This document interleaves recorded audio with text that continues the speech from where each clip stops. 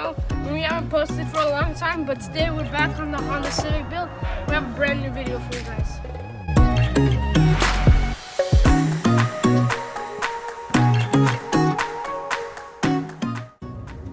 So guys, in the last video we didn't show you the damage, but it was hit in the front and right here. It was hit right here. The radiators were damaged and bent, the headlights were damaged, the grille was broken. There's a dent in the fender right here.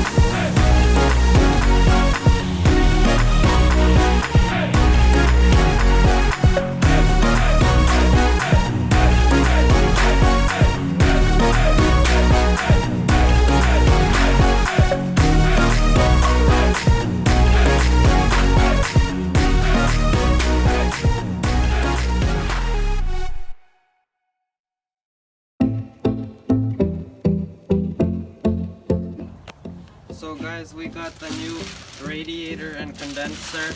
We got this piece from a junkyard, new piece, and then we got this from a parts store.